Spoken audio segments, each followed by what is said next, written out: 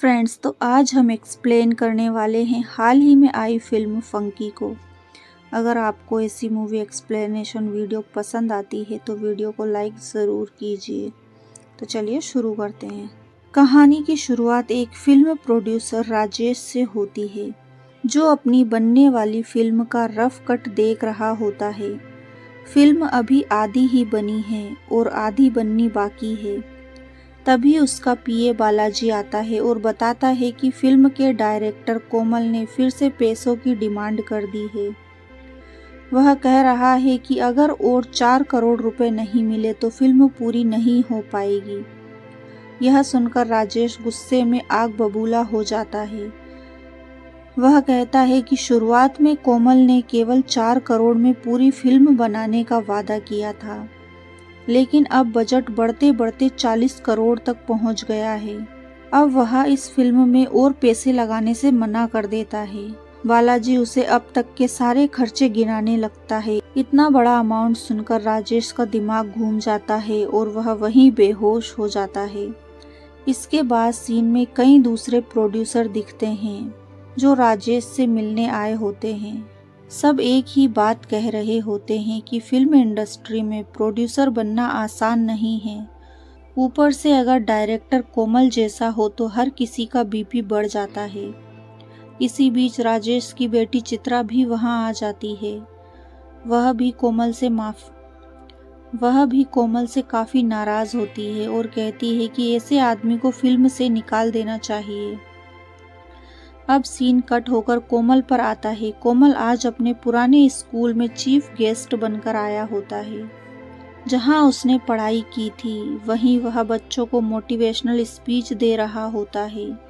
तभी उसका दोस्त वहां आकर बताता है कि प्रोड्यूसर राजेश की तबीयत खराब हो गई है और उसे तुरंत जाकर मिलना पड़ेगा।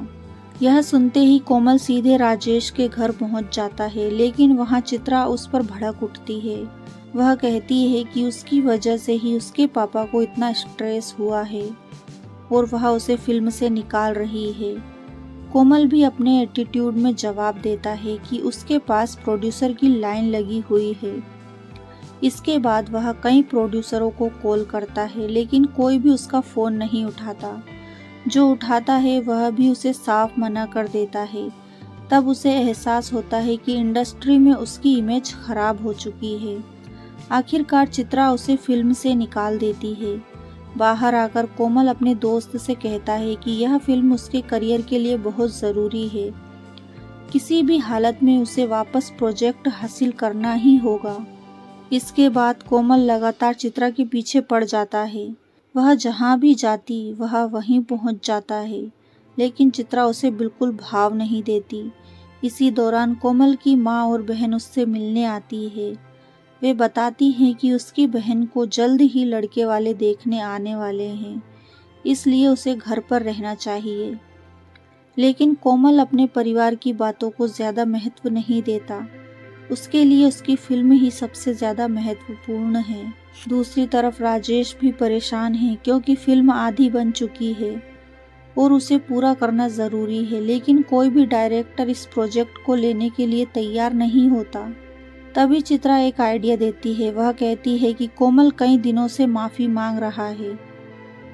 अगर उसे सिर्फ 1 करोड़ में फिल्म पूरी करने के लिए कहा जाए तो शायद वह मान जाए। राजेश को यह बात ठीक लगती है, क्योंकि फिल्म पर पहले ही बहुत पैसा लग चुका है। इसके बाद वे कोमल को बुलाते हैं और 1 करोड़ में फिल्म ख़त्म करने का ऑफ़र देते हैं। पहले तो कोमल मना करता है, लेकिन जब उसे अपने करियर और खाली जेब की याद आती है तो वह मजबूरी में यह ऑफ़र स्वीकार कर लेता है और इस तरह फिल्म की शूटिंग दोबारा शुरू हो जाती है। लेकिन जल्द ही एक नई मुसीबत सामने आ जाती है। कोमल को पता चलता है कि एक बिजनेसमैन जीके इस फिल्म को बंद करवाना चाहता है। असल में जीके ने ही राजेश को पैसे उधार दिए थे और राजेश ने अभी तक वह पैसा वापस नहीं किया था।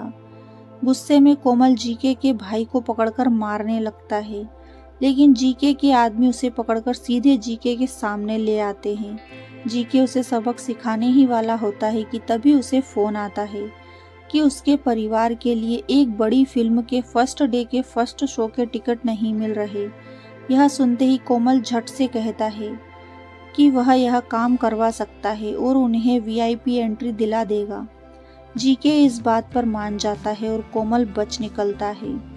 इसके बाद फिल्म का काम दोबारा शुरू हो जाता है। एक दिन चित्रा कोमल को बताती है कि उसके पापा अब ठीक हैं और इसी खुशी में घर पर एक छोटी सी पार्टी रखी गई है। पार्टी में कोमल अपने दोस्तों के साथ काफ़ी ड्रिंक कर लेता है। नशे में वह चित्रा से कहने लगता है कि उसने कभी जानबूझकर फिल्म बजट नहीं बढ़ाया, उसने जो भी किया फिल्म को बेहतर बनाने के लिए किया। चित्रा समझ जाती है कि उसे ज़्यादा नशा हो गया है, इसलिए वह उसे उसके घर छोड़ने जाती है। वहां पहुंचकर उसे पता चलता है कि कोमल कई महीनों से किराया नहीं दे पाया है और मकान मालिक उसका सामान बाहर फेंक रहा है। चित्रा उसकी मदद करती है और किराया भर देती है। उस समय कोमल भावुक होकर उसे थैंक यू कहता है। अगले दिन जब शूटिंग के लिए लोकेशन देखने की बात होती है तो कोमल अपने गांव चलने का सुझाव देता है। वहां शूटिंग करने से काफ़ी खर्च बच सकता था। गांव में चित्रा को कोमल की मां और बहन से मिलने का मौका मिलता है। वहां उसे पता चलता है कि कोमल अपने परिवार से बहुत कम बात करता है और अपने इमोशंस जाहिर नहीं कर पाता। यह देखकर चित्रा को अजीब लगता है। धीरे धीरे दोनों एक दूसरे के करीब आने लगते हैं। कोमल को महसूस होने लगता है कि वह चित्रा को पसंद करने लगा है। लेकिन एक दिन बड़ी गड़बड़ हो जाती है। कोमल चित्रा को अपने दिल की बात रिकॉर्ड करके भेजना चाहता था, लेकिन गलती से वह ऑडियो भेज देता है जिससे वह चित्रा के बारे में उल्टी सीधी बातें कर रहा होता है। यह सुनकर चित्रा बहुत नाराज हो जाती है। इसी बीच सेट पर एक कार ब्लास्ट हो जाती है और वहां जीके आकर धमकी देता है कि वह इस फिल्म को कभी रिलीज नहीं होने देगा। लेकिन पुलिस आकर जीके को गिरफ्तार कर लेती है क्योंकि ब्लास्ट उसी ने करवाया था। आखिरकार फिल्म की शूटिंग पूरी हो जाती है। अब कोमल एक बार फिर चित्रा से अपने प्यार का इजहार करता है, लेकिन चित्रा कहती है कि उसे ऐसे लड़के पसंद नहीं जो अपने परिवार से दूर रहते हैं। यह बात कोमल के दिल को छू जाती है और वह अपनी मां के पास जाकर पहली बार खुलकर अपने जज्बात व्यक्त करता है। उधर जीके जेल से बाहर आकर फिल्म को थिएटर में रिलीज होने से रोकने की कोशिश करता है, लेकिन कोमल उसकी फैमिली को फिल्म में छोटा रोल देकर उसे मना लेता है। आखिरकार फिल्म रिलीज होती है और सुपरहिट साबित होती है। फिल्म की सफलता के बाद कोमल को कई बड़े प्रोड्यूसरों के ऑफर मिलने लगते हैं और आखिर में चित्रा भी अपने दिल की बात मानते हुए कोमल से प्यार का इजहार कर देती है। और इसी के साथ फिल्म की कहानी यहीं पर ख़त्म हो जाती है। दोस्तों, आपको ये एक्सप्लेनेशन कैसा लगा? अगर पसंद आया है तो वीडियो को लाइक शेयर सब्सक्राइब ज़रूर करें। Thanks for watching.